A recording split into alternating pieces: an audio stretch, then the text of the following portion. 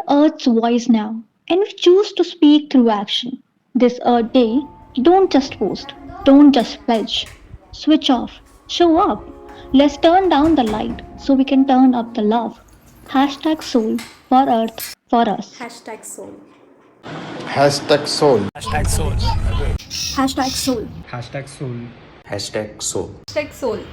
Hashtag soul. Hashtag soul. Hashtag soul. Hashtag soul. Hashtag soul. Hashtag soul. Hashtag soul. Hashtag soul. Hashtag soul. Hashtag soul. Hashtag soul. Hashtag soul. Today's webinar का theme is soul. That is switch off your lights. हमारा agenda ये रहेगा कि हम ये theme रखना चाहेंगे कि individual actions are also important for energy conservation and for helping in conservation of the environment in the longer run. ये हमारा theme रहेगा. Over to Dheeraj ji for setting the context right and introducing the speakers. नमस्कार, good evening to all. आदरणीय अतिथिगण, विशेषज्ञों और सभी सहभागी जन, पीएसजी पर्यावरण संरक्षण गतिविधि द्वारा आयोजित इस विशेष वेबिनार में आप सभी को हार्दिक स्वागत है. पीएसजी पर्यावरण संरक्षण गतिविधि in association with Shodh, the student wing of ABVP, is organizing this switch off your lights campaign and webinar. PSC is the Environment and Energy Vertical of RSS and the primary organizer of this event. It imparts action-based training to Karyakartas and individuals across the world through Sakhas. PSC has a presence in every district of India and many countries globally.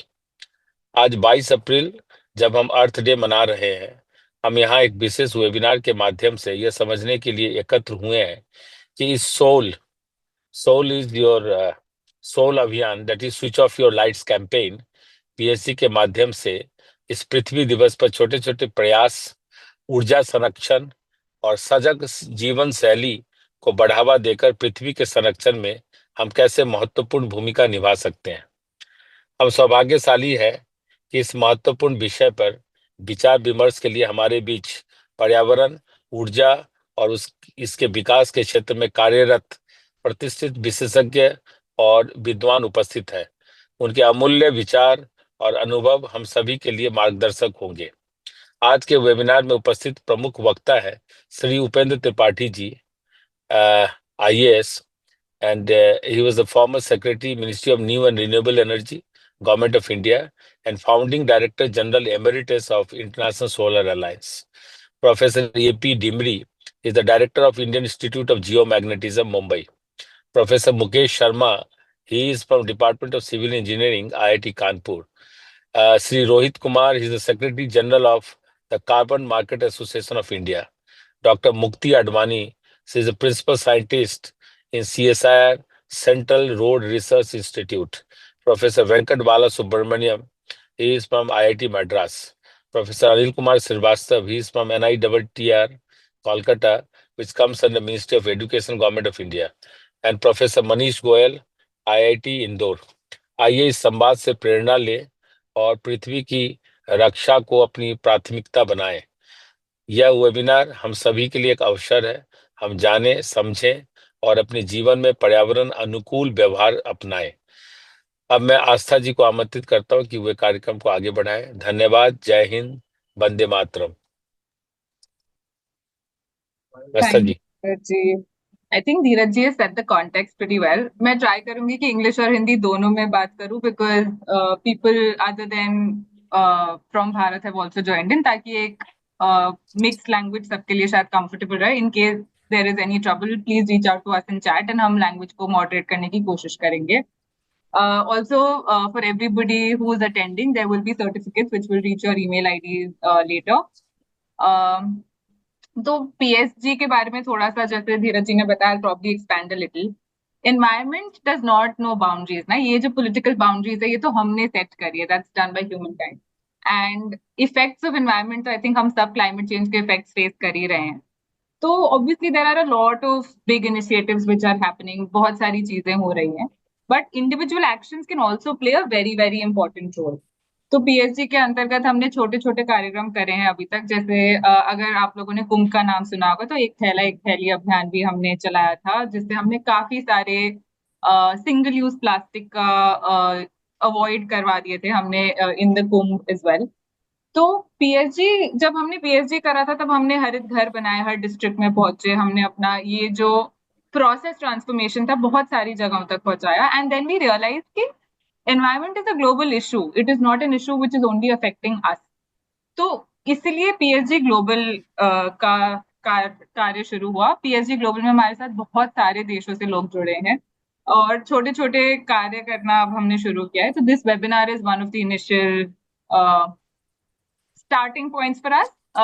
इसके तहत आज जैसे world अर्थ day है तो हमने ये सोचा था कि एक सोल कैंपेन चालू करेंगे, that is switch off your life. छोटी छोटी क्रियाएं, जैसे कि जब आप रूम के बाहर जाएं, आप अपनी मीटिंग स्पेस के बाहर जाएं, whether in your personal life, professional life और सोशल लाइफ, आप अपना बेसिक लाइट्स ऑफ करें। That may also have a larger impact, that's the objective. So with setting the context right, I'd really request our honorary guest Upendra Tripathi ji to take the floor. As a format, हम question and answer after all speakers are done करेंगे. In case any speaker is to leave early on, we'll collect the questions and reach out to them bilaterally. Thank you. Upendra ji, over to you, please. Thank you. Thank you, Dheeraj.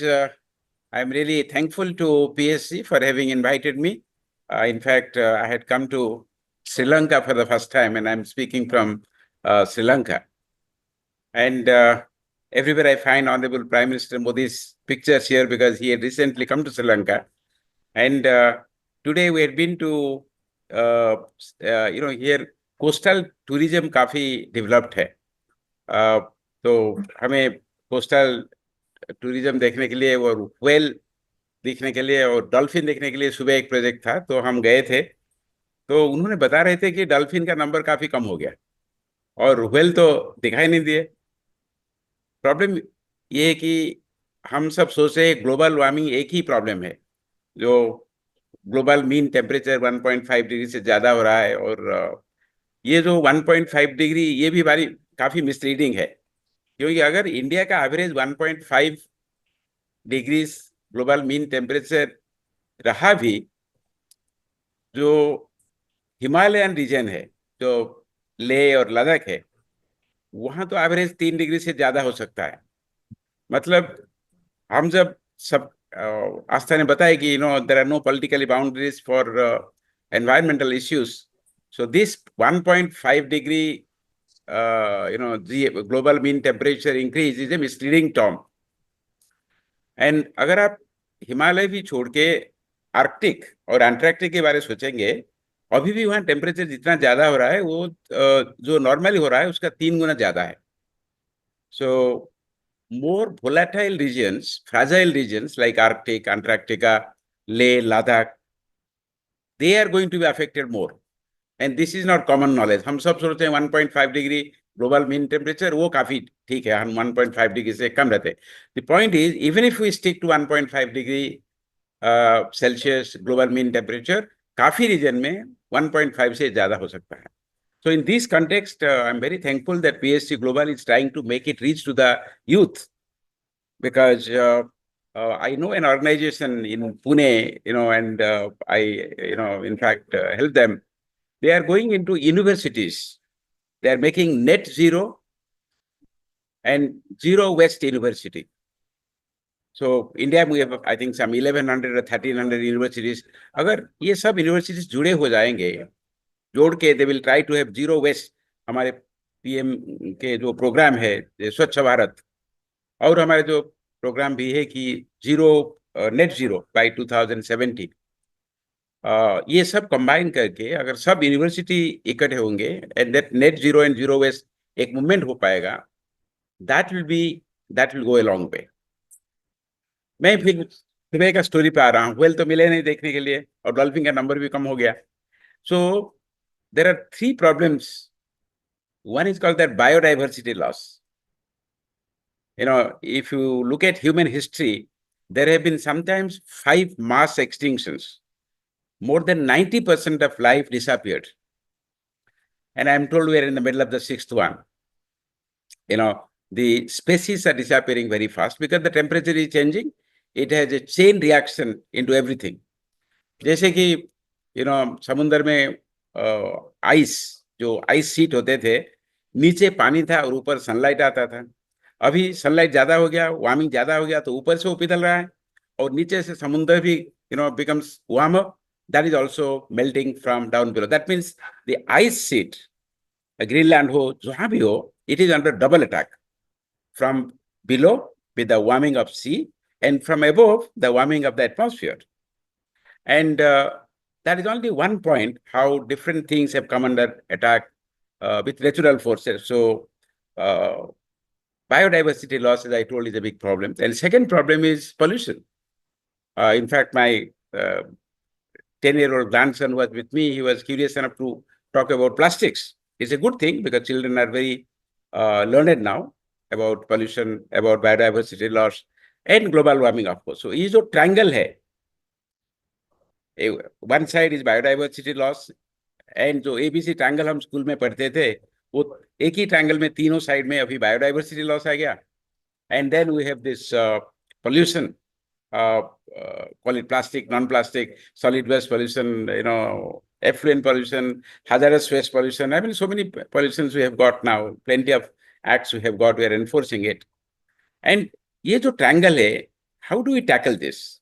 And I'm very happy that, Dheeraj, of course, we are in touch. And Dheeraj keeps on telling that they are trying to tackle these problems at different levels. And these different levels are also a sort of, as the Honorable Prime Minister says, you can reform, you can perform, you can transform. So this is not enough that we only perform and reform. Now this is the time we have to transform. And if we have to transform, then we have to act at three levels. A, ideas, which are very important. Webinars are fine, but how do we actually take ideas, new technologies? Solar, for example. Solar has been a revolution in the world. And now in this revolution, all that was involved was a technology, it was a photovoltaic technology. Green hydrogen is another technology. Now, these ideas have to be brought in. And then who will take these ideas? There are the two other levels, one is called institutional level and the other is called actors. For example, Prime Minister Modi brought a total change in the way we looked at renewable energy. I happened to be secretary from 2014 to 2017 and, directly interacting with the Prime Minister, and his new ideas of about, changing the target from 20 gigawatt to 100 gigawatt was itself revolutionary. We took 2 more years to achieve 100 gigawatt target because of COVID, but we achieved. And now that 100 gigawatt, we have made it 500 gigawatt. 500 gigawatt, we are now talking about 1800 gigawatts by 2047. So this is leadership. These are the actors who actually drive policy. And the second thing is the institutions, whether financing institutions, Ministry of New and Renewable Energy, multilateral organizations, and even PSG, for example. So different institutions bring in different ideas and different actors, and together, actually, we transform things.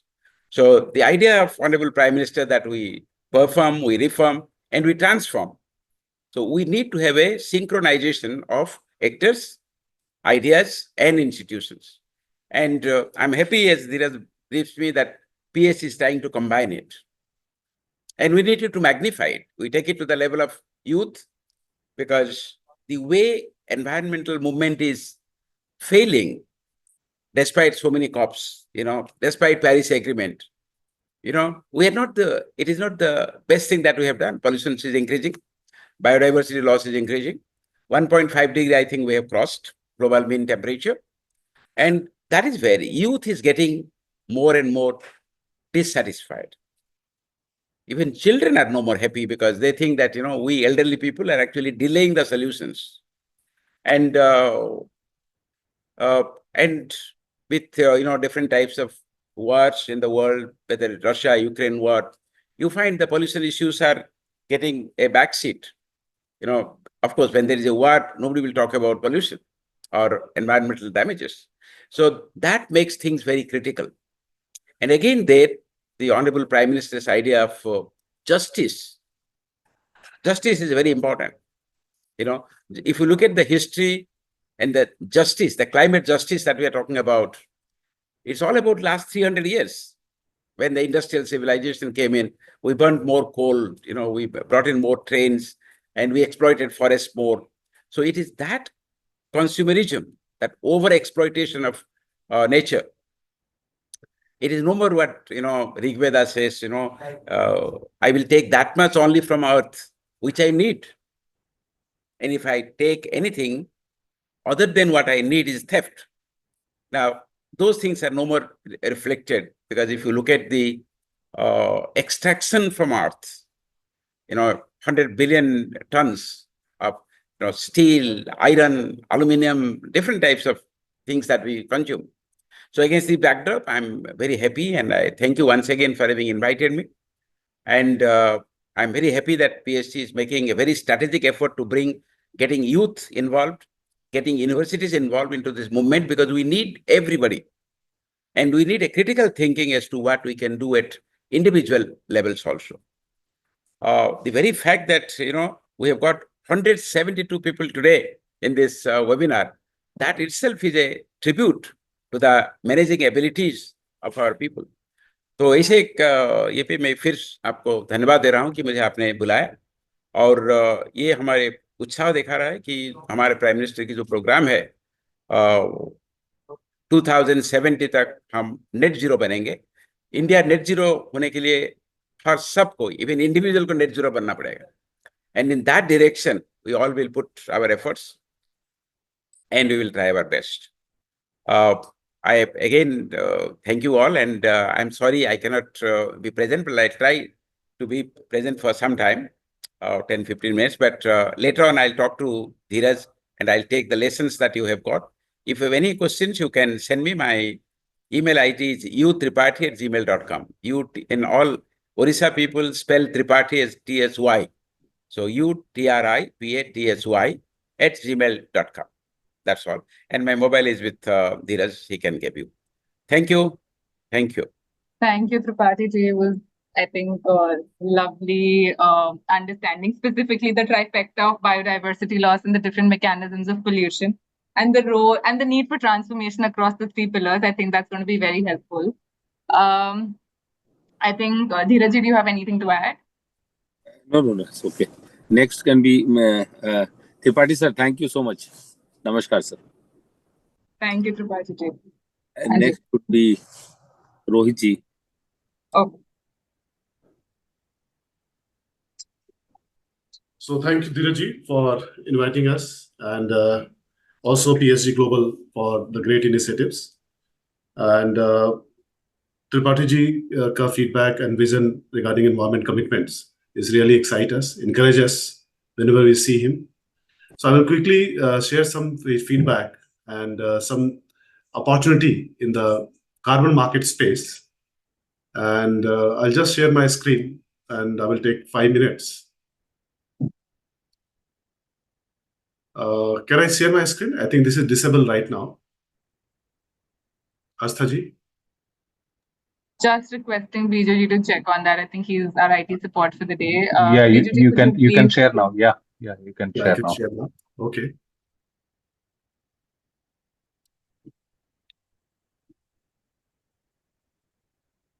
Yeah, can you see the screen? Yes. Yeah, thank you. So we are from Carbon Market Association of India, and we believe about net zero transition to the country. As Tripathi ji mentioned that there are various initiatives MNRE has been conducted earlier for green energy transition to India, and India is already taking big lead in this space. And first of all, I would like to congratulate PSG Global for Switch Off Your Light initiative. This is really interesting. And so today I will give you 5 to 10 minutes presentation about carbon market and possibilities to get carbon funding also. So if you switch off the light, if you take some climate initiative, energy efficiency initiatives, and also some initiative which is helping environment to nurture and grow better. So this chart is very clear that we are doing emission by regular activities, either industry or individual. And all those emissions, we need to invest in the green and sustainable project so that we can offset the emission. So this cycle is really helping us to measure how much emission we are doing, number one. Number two, how we can actually save planet, how we can do our contribution individually, community level or industry level for climate change, to mitigating the effect of climate change and achieve net zero goal.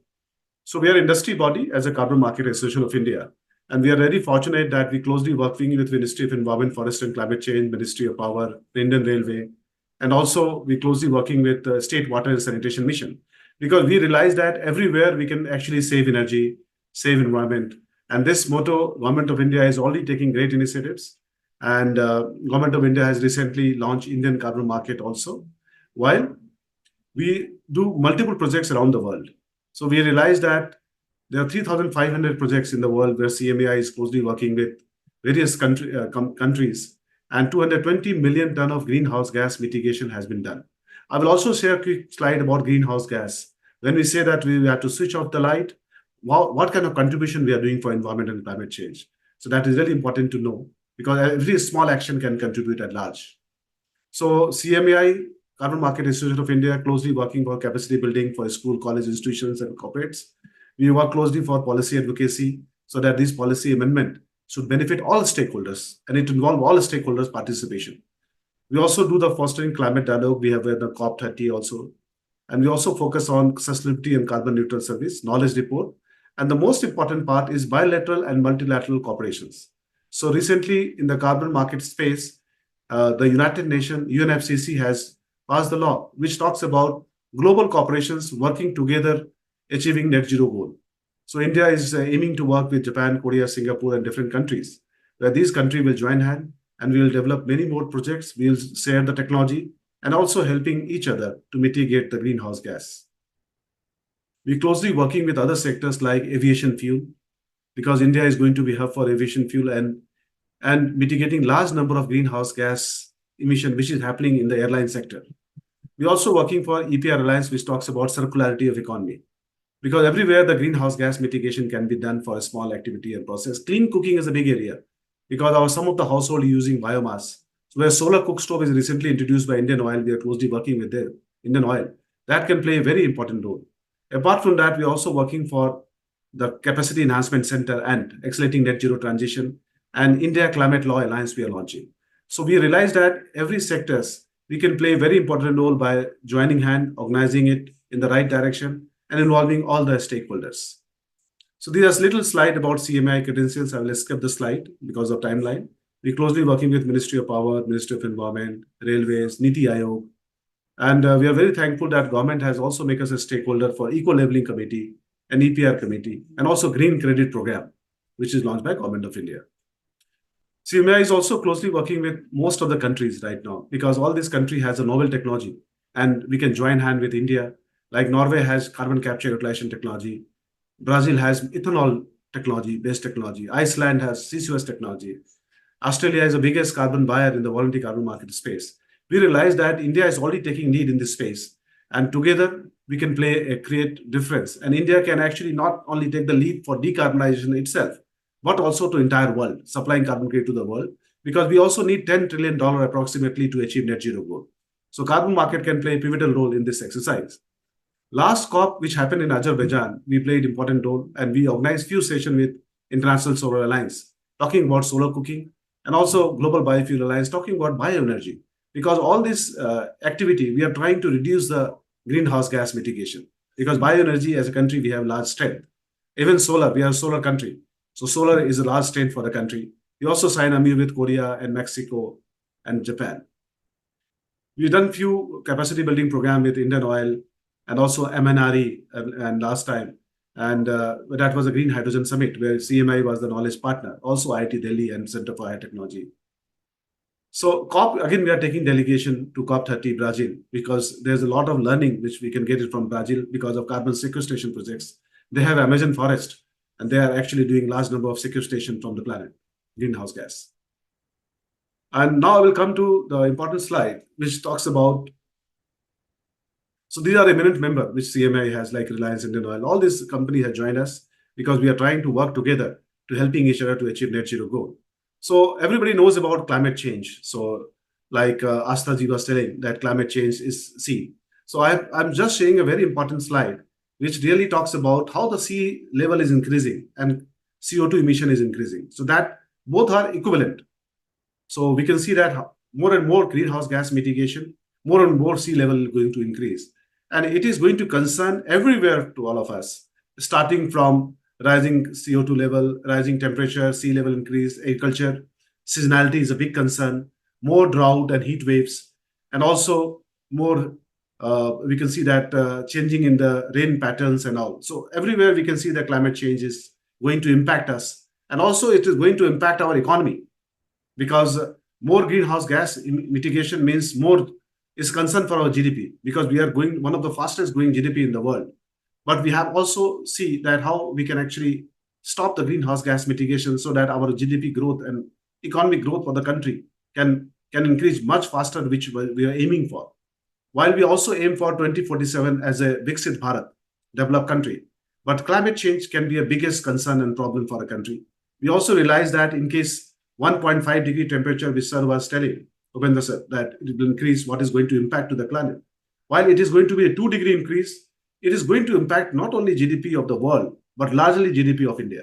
So that is a big risk we are in right now. So what we can contribute?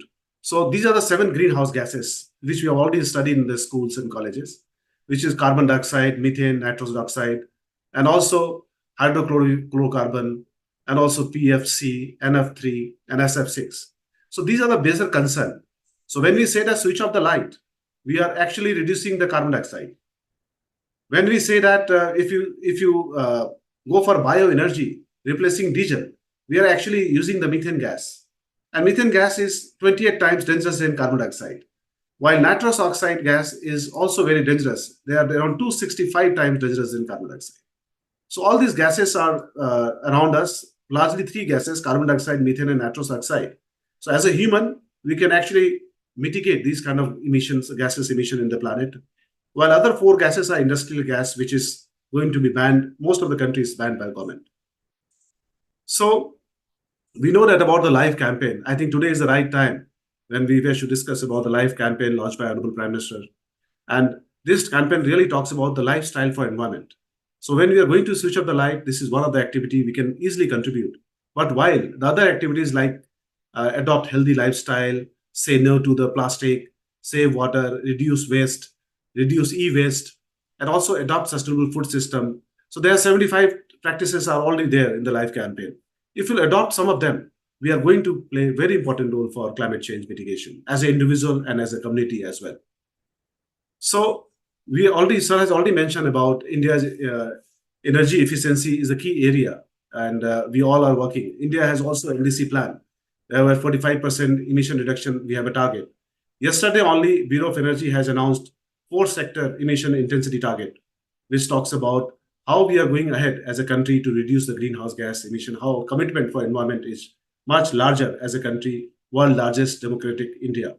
But while we also need to work in this space much faster as an individual and community.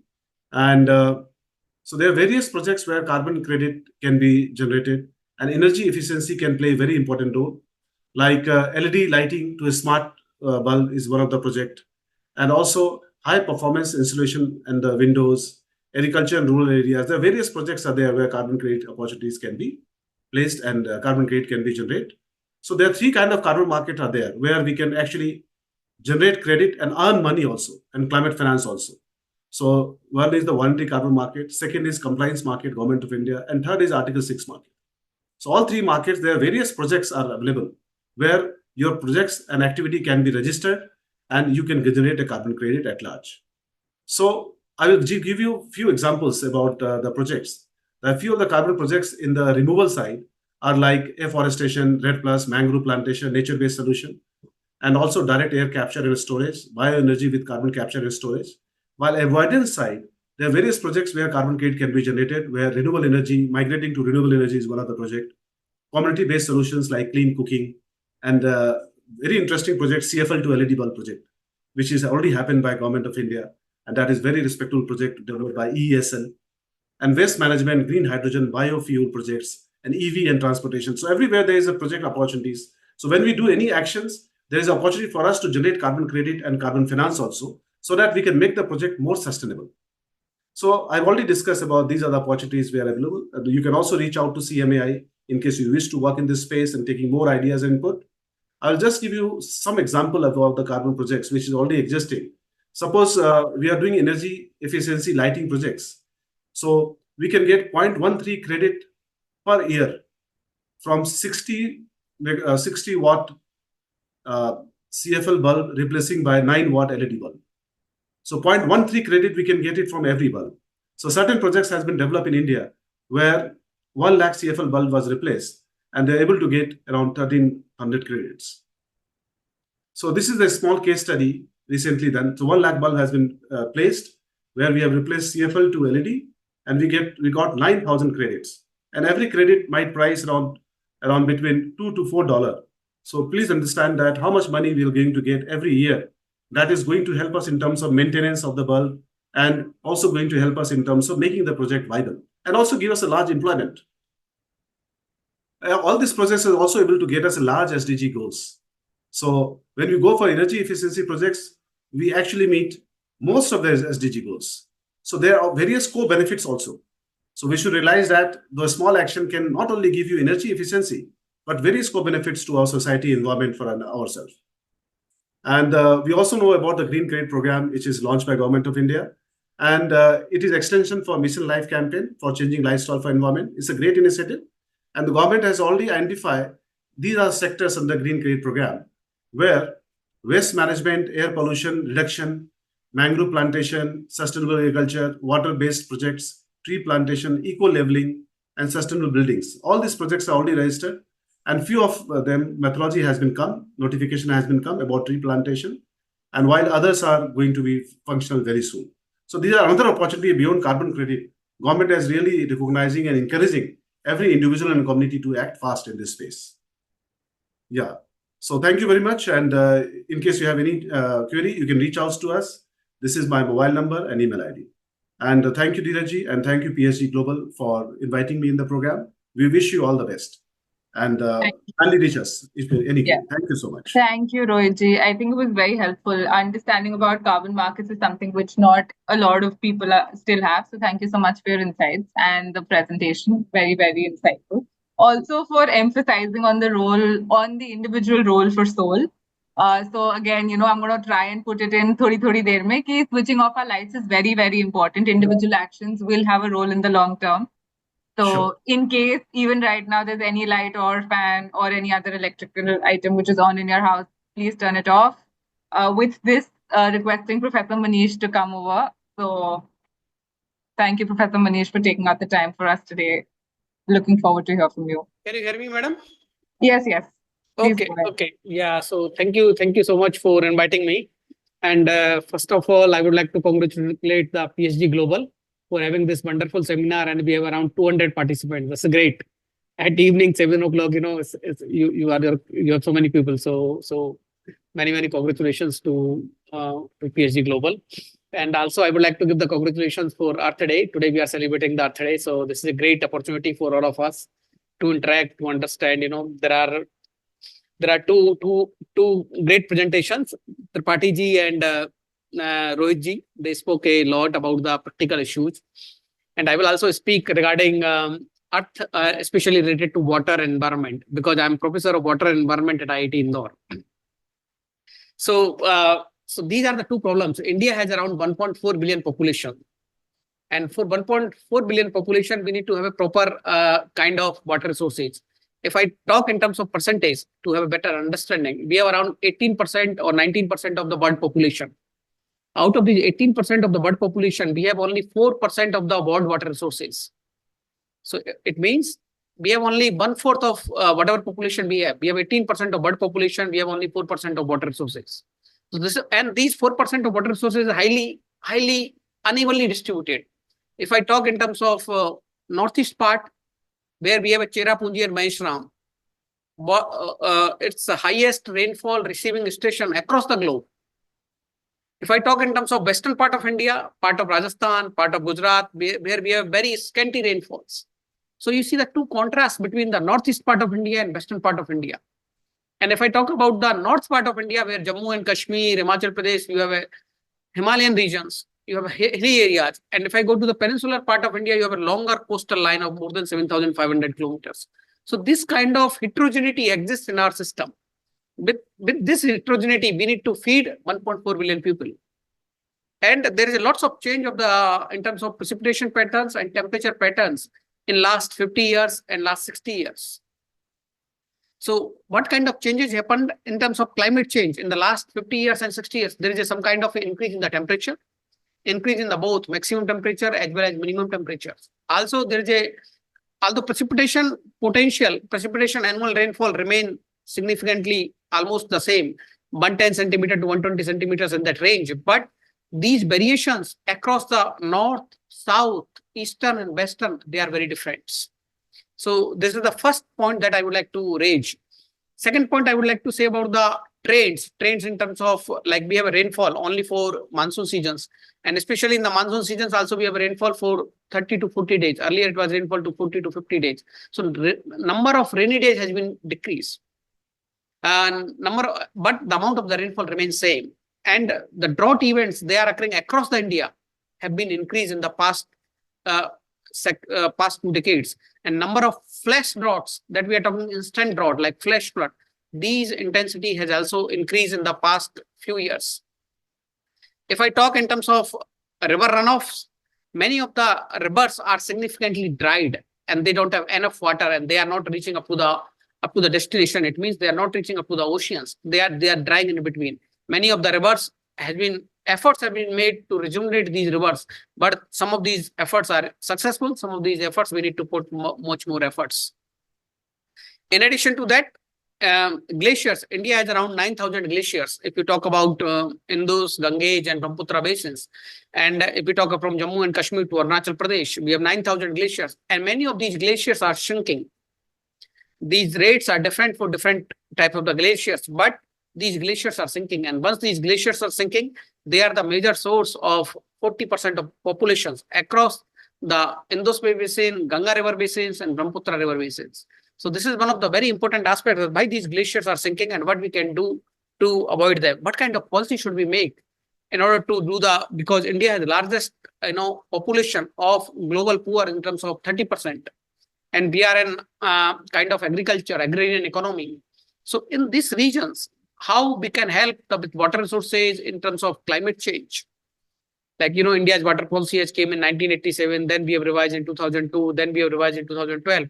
So what kind of water policy should be there in terms of increase of urbanization, increase of change in the land use and land cover?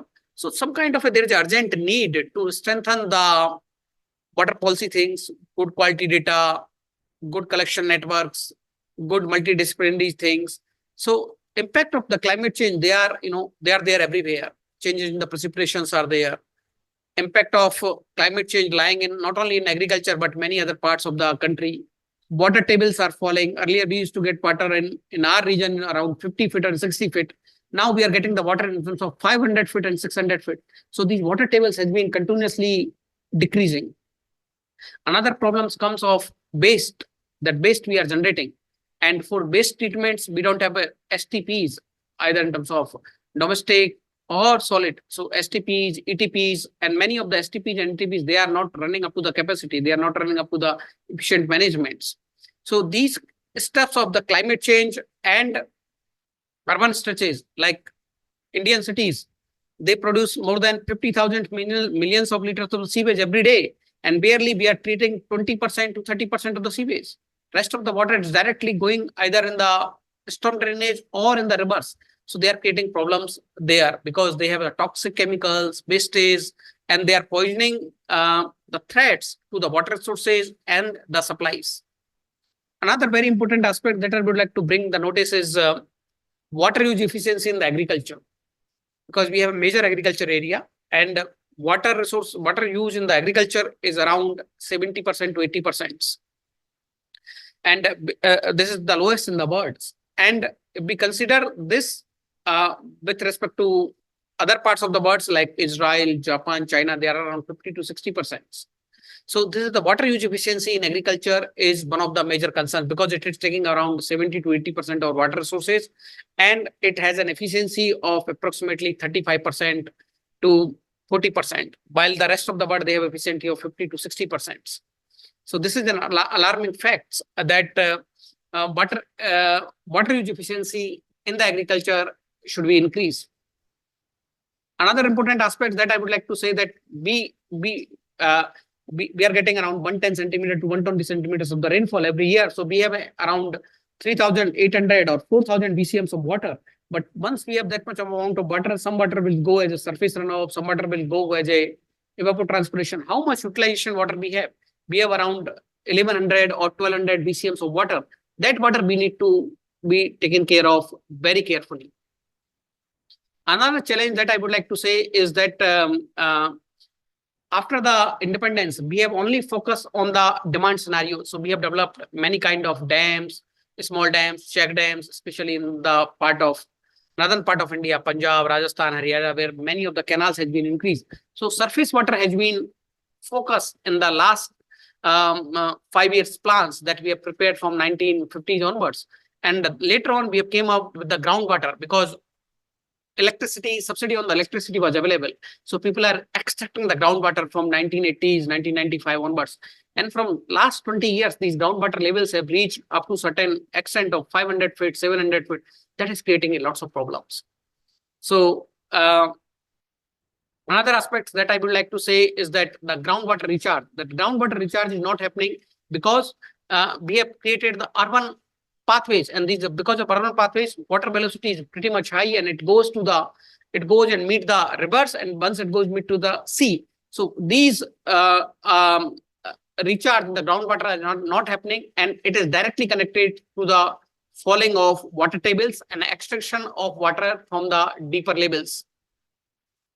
These large dams, small dams, they have created the stuff which doesn't allow the flow to the waters. And then we have a National Water Framework Bill that has been developed by Ministry of Water Resources, River Development and Ganga Rejuvenations that focus only basically Abiral Dhara, Nirmal Dhara and Swachh Kanara. So some kind of these things will help us to make the earth rejuvenate and will help us to better in terms of the soul, switch off the light, because once you switch off the lights, you will save the electricity. And with this, I think I'll stop here.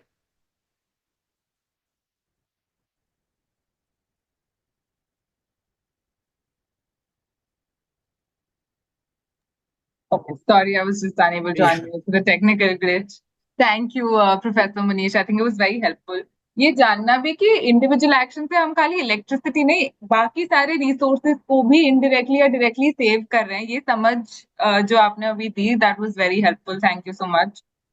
I'd request Professor Mukesh to join us next, and participants जिनके भी questions हो, please keep them with yourself, ताकि हम and में सारे questions एक साथ ले सके और फ्लो ब्रेक ना हो आज के प्रेजेंटेशन का. So Professor Mukesh, over to you, please. Also, Professor, would request if we can keep it between 5 to 7 minutes in the interest of time, please. Yeah, all right. Thank you very much. So what I would do, first I was thinking to use certain slides, but since the time is the constraint, so I would just speak orally, but quickly focus on a few things. Just a second. All right, let's begin quickly with see, the point is that it's a very good thing to talk about the Earth's Day and what usually needs to do, but we also have to be very selfish in the sense that what our country needs actually, and what should we do towards helping the Earth, but at the same time we also get what we should get as our share of our wealth or share of our quality of life of our people. And every individual Indian should also grow to the extent that he lead a very happy life.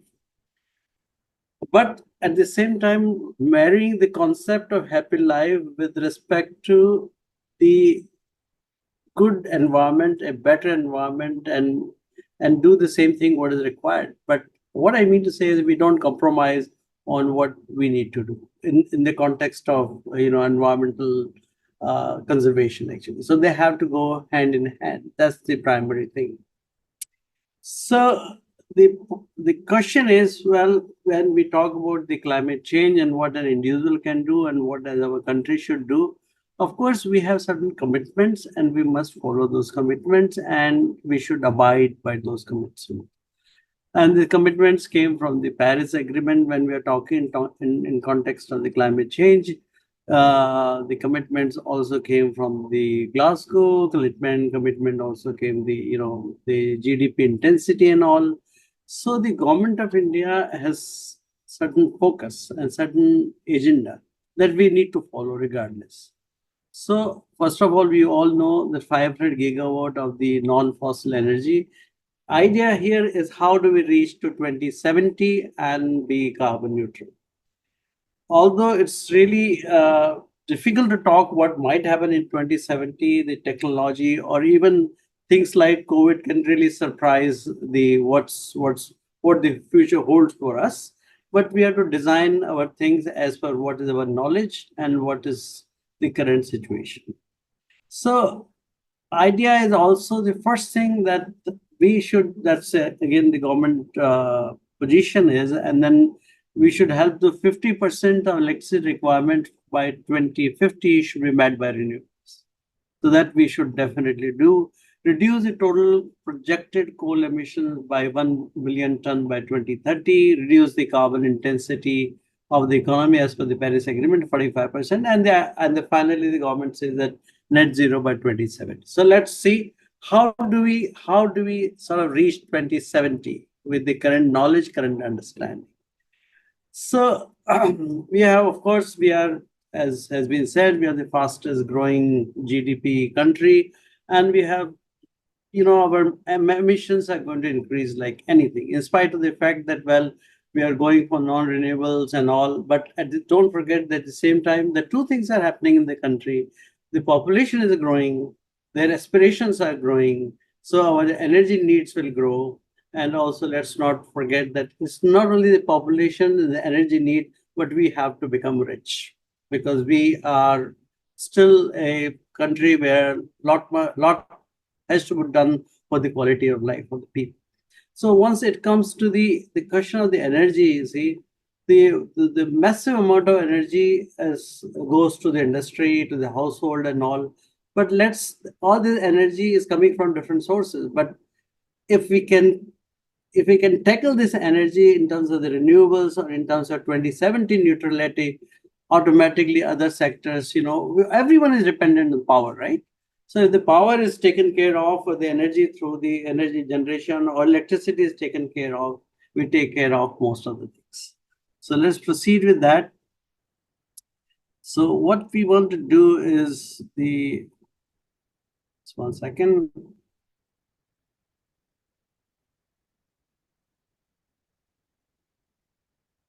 Okay, so our power sector is one which we want to handle. And in that case, what we have, the industry is one which is consuming 41% of the power, domestic 26%, and agriculture 18%. So what I mean to say, the power is sort of more through renewable means industry is happy, domestic things are happy, agriculture is happy.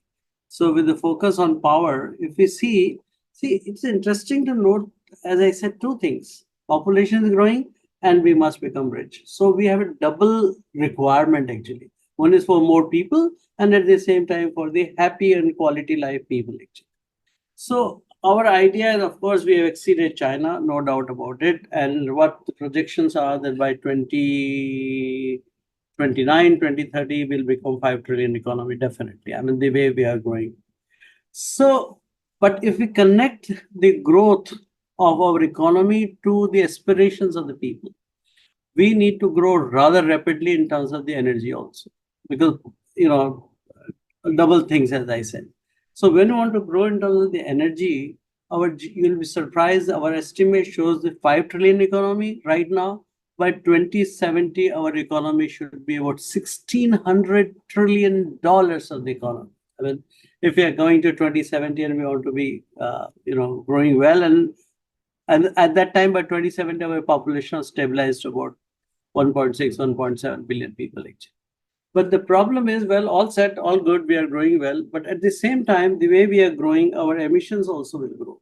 So while we don't want to touch our growth, we don't want to touch our, growth of the people and the aspiration and the quality of life, but what we want to stop is the emissions of our carbon dioxide or any other gases.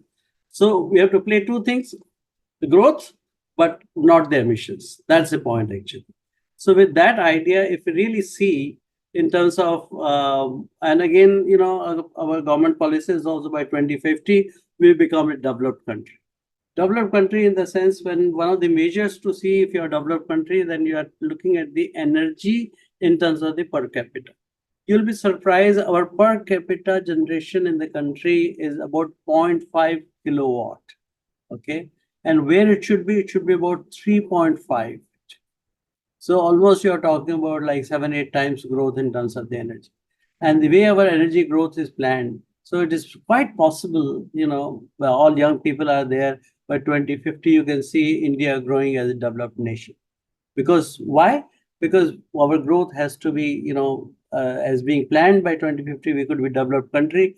And our energy per capita will be almost the same as today, what today it is in the France, Japan, and USA. So that's the way to growth actually.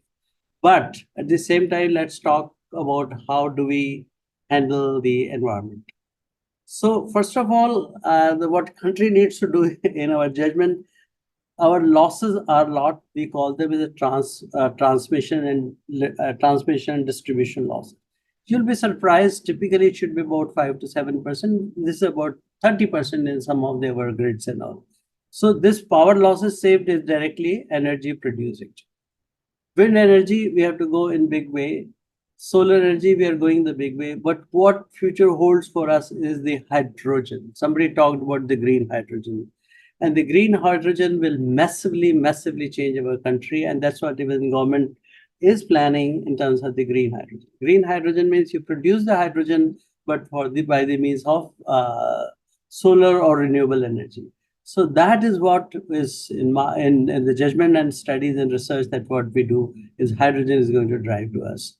And then based on the hydrogen, all the other things will be, where all energy will come from the green hydrogen. You would see that the green hydrogen coming in big way. So if we do few things quickly, I'm almost on my last slide.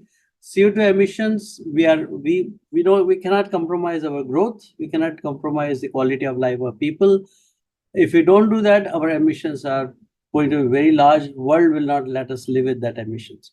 So what we need to do is good technology in terms of transmission and distribution losses, which are almost you can reduce from 25 to 5%.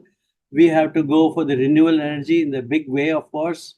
And then the hydrogen will pick up anything and everything. And hydrogen will almost account for about 30 to 35% of our energy needs by 2050, actually. That's what is likely to happen. With all these things, we come expected emission in terms of CO2, 25,000. And if we take all these actions and of course electric vehicles and all, we come down to less than 5,000. And I think that is a happy situation, provided we are able to take care of the transmission and distribution losses, grow more on the renewable energy, think of the hydrogen as the major source. The hydrogen, the good thing about hydrogen, it doesn't make us dependent on anyone. We don't have to rush towards the Middle East or X or Y or Z for this thing. And that is most cleanest fuel that we're going to get. So that will be the focus.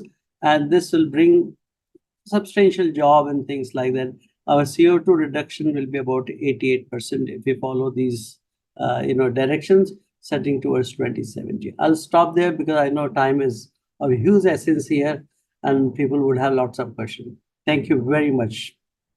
Thank you, Professor Mukesh. I think very insightful. I understand the role of technology, which is important for handling the transmission losses, but and also the fact that I think where you said we need to balance aspirations with our energy requirements, but I'm still guessing, I'm just going to put it in there slightly, that individual actions where I think every watt of energy saved by switching off our lights in our everyday life, मतलब हम सब जो collectively करेंगे, somewhere I think it may just contribute to our emission trajectory, maybe smaller or lesser, but I think it still has its role to play.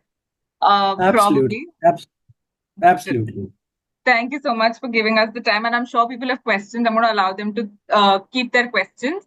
And I'd invite Dr. Mukti for her session for the day. If she's here, Dr. Mukti. Yeah, I'm here. Just Thank you.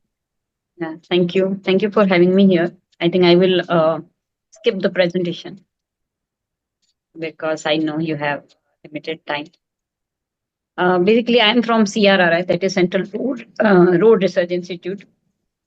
So whatever I say, it will be limited to road infrastructure. And we all know that with increasing road infrastructure, we kind of feel very proud that we are having the second largest road network in India. Indian road network is basically second largest in the world, and we feel very proud of it.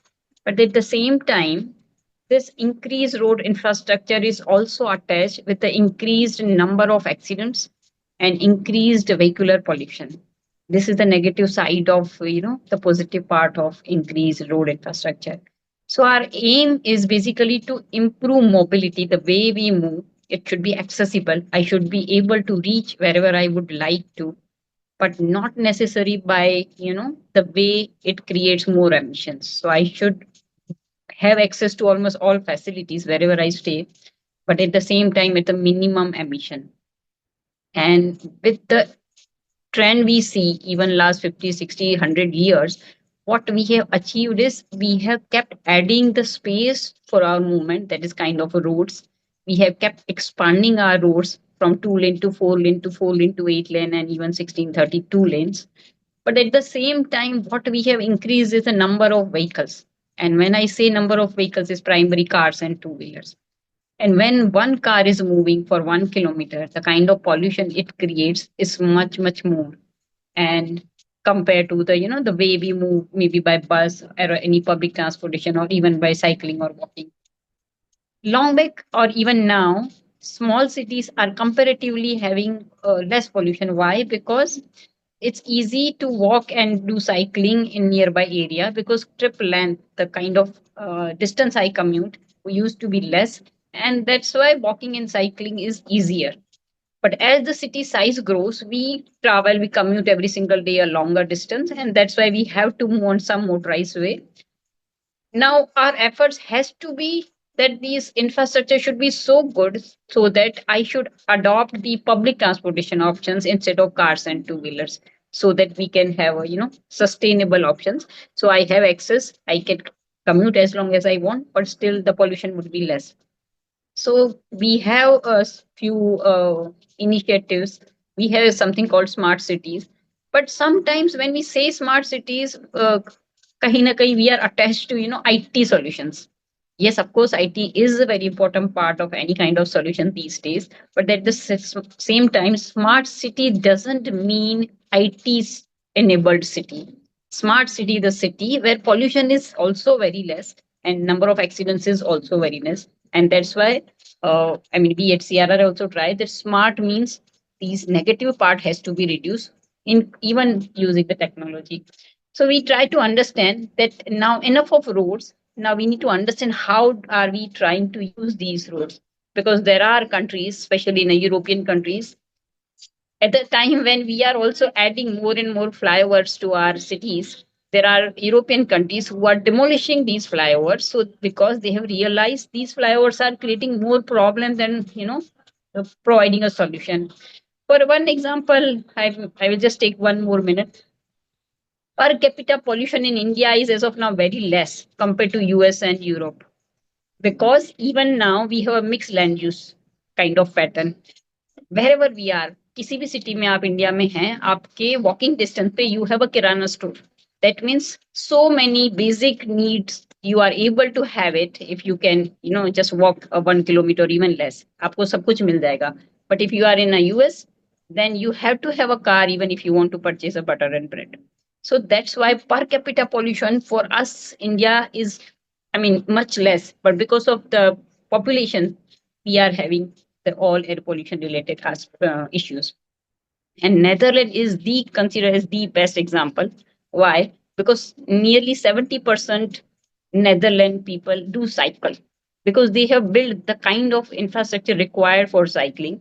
And a very interesting report they published recently, that by creating cycle friendly infrastructure, how they had reduced the expenditure on health aspects of all medical issues related or health related issues in their countries. So on the one side, they improved the health by reducing pollution. At the same time, because it's active, we call it active modes, so walking and cycling, so they improved the health of every single person and it reduced the expenditure on medical aspect. So I think these are very small steps. Even we all mostly are in a kind of urban area, where even if we have to go 1 or 2 kilometer I mean, around this much travel, we take out our motorized vehicle. It can be car or two-wheeler. But we need to really, I mean, as a user, we need to have better habits of walking and cycling. And on the other side, as a decision maker at a road providing agency, we need to have a better infrastructure. So I think we all have a multiple roles. Somewhere we are a user, somewhere we are a project manager, somewhere we are a decision maker, and somewhere someone could be the policy maker also. So at every single step, we need to understand that how we can play roles to have better or sustainable roads. I think this is the kind of work we do at CRRL. Any further discussion we can answer when the question is raised. Thank you.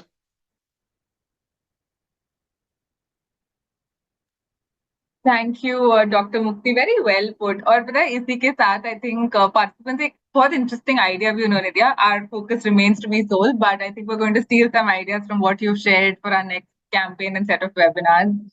With this, inviting Professor Venkat to take over. Professor Venkat, thank you for joining us today.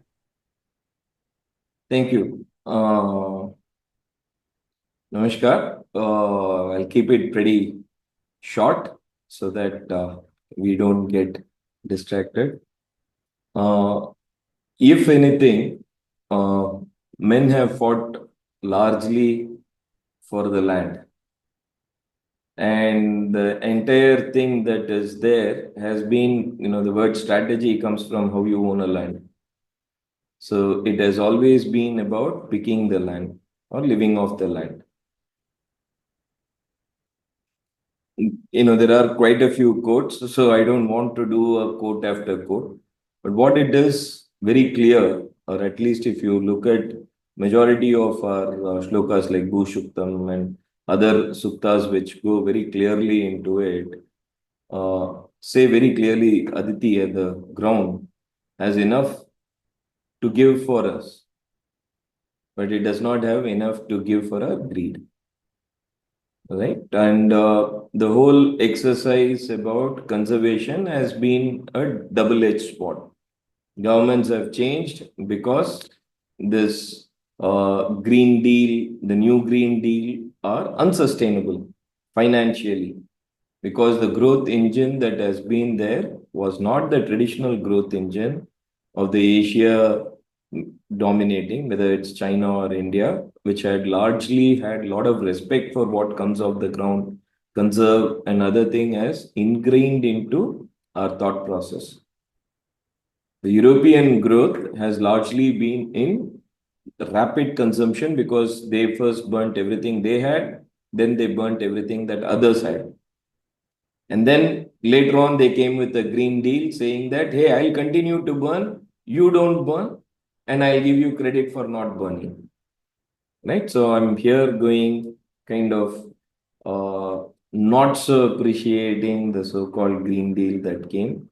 The current government in the US that came was on the plank of burn or drill, baby, drill. Right? So that used to be the constant thing that was there. Burn as much as you can, drill as far as you can, don't leave shale oil also.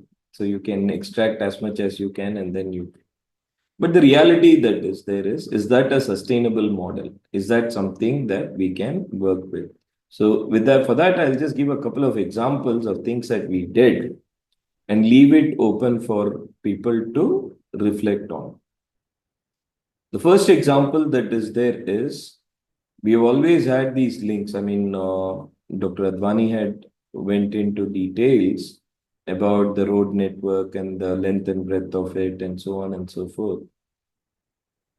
Making roads is fun, but what happens to the road? So you had the Nadi Ghati Sabhyata, now you have the road Sabhyata, right? Always along the road, civilization is growing.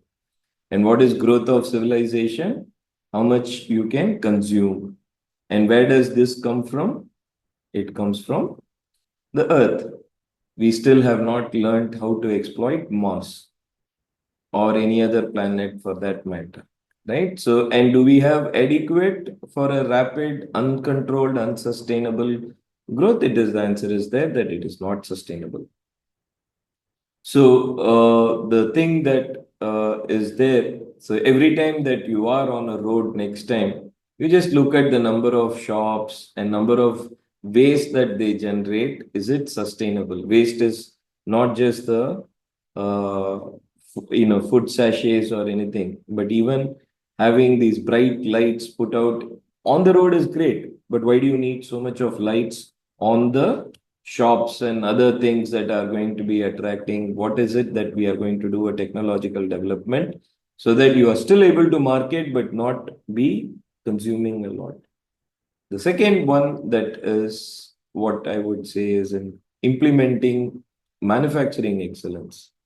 Organizations always have one is the top line jo aapke, whatever sales you do.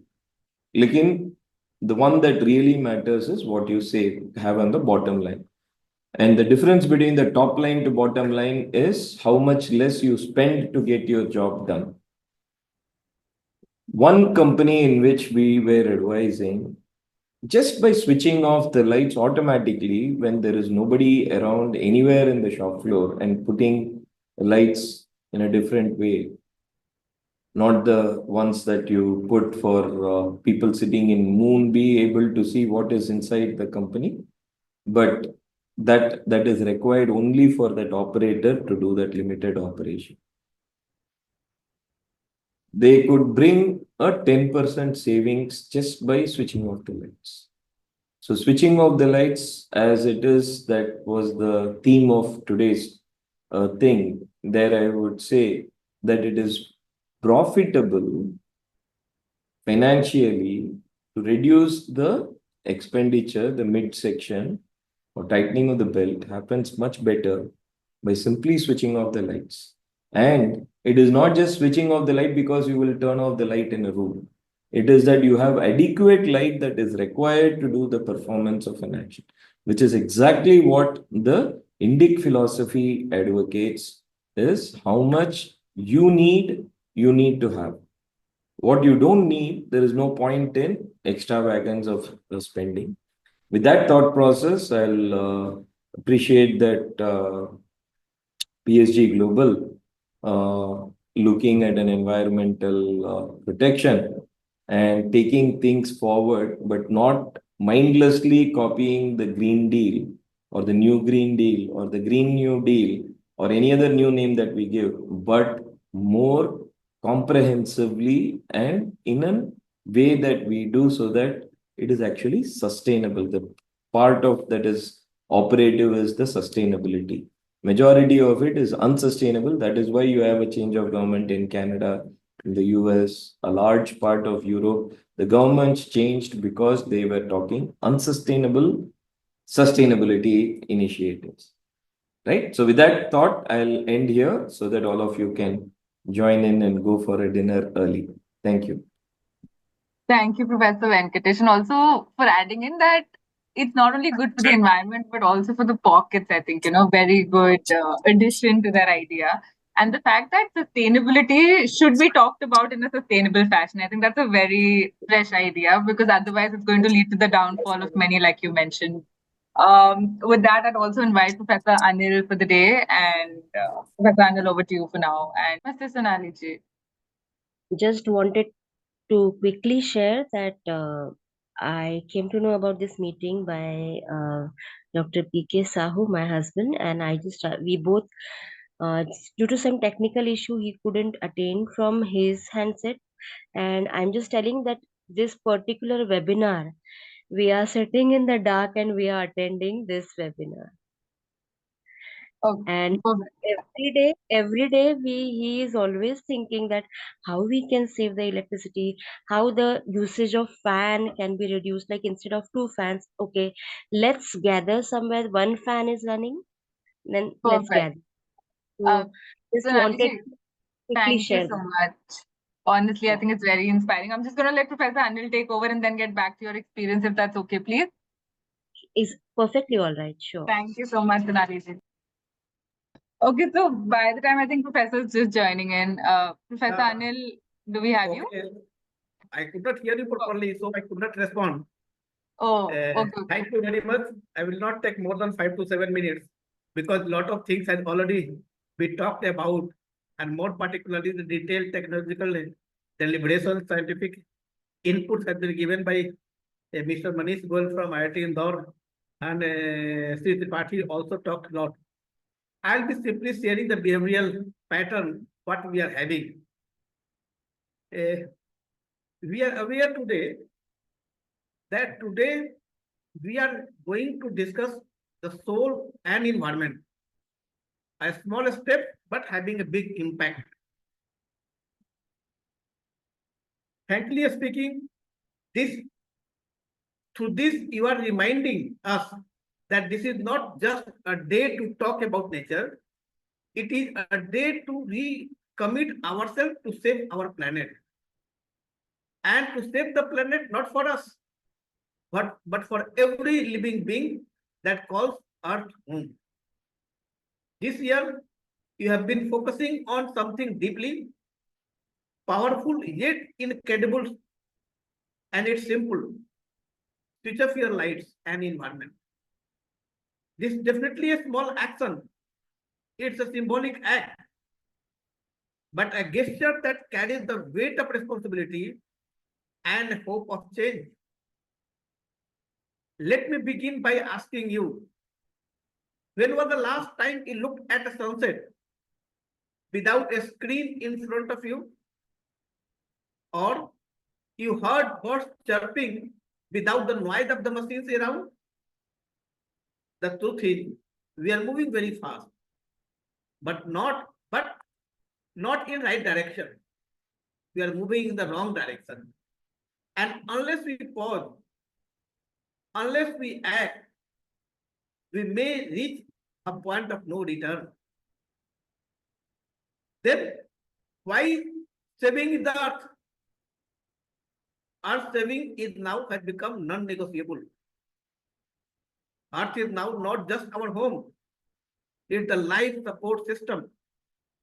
Every breath we take, every drop of water we drink, every piece of food we eat comes from this planet only.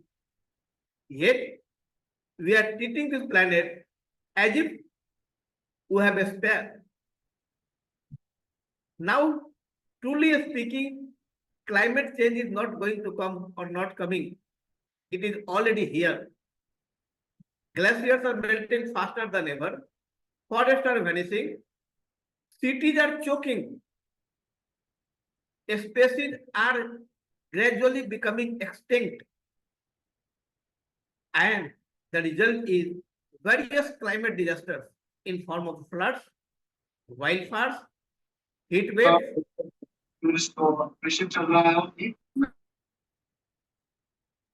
You may wonder, what can switching off a light really do? Let me tell you, soul is not just about electricity. It is about the awareness. It is about the sensitization. It is reminding us what is required to be done. It's a reminder that our choices matter. That very kilowatt saved is a breath of fresh air for our future. When millions of people switch off their lights, they send a powerful message. We care, we are aware, and we are ready to act. Without not taking much of your time and not giving much lessons to you, simply reminding you that this is our moment. Let us be truly honest. We are the first generation to truly understand the damage we are doing to the earth. and possibly the last that can do something about it. So let us make today the count. Let us make soul switching off our lights a daily habit, or not just a yearly campaign that is being started today. Let us carry the spirit of Earth Day beyond our speeches, beyond our slogans, bringing it into our homes, in our hearts, and making it a part of our everyday choices.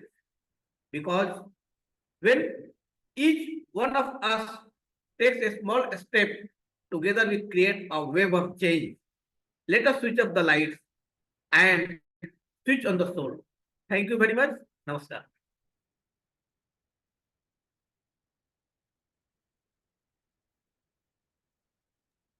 Thank you so much, Professor. And I think the fact कि जो आपने question पूछा ना कि last time sunset कब देखा था बिना phone के या बिना किसी भी gadget के, I think a very thought-provoking question because I couldn't think of a day.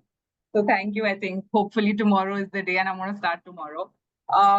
Ek second, I'm going to take a brief pause and take this opportunity to introduce the convener of Paryavaran Sanrakshan Gatividhi.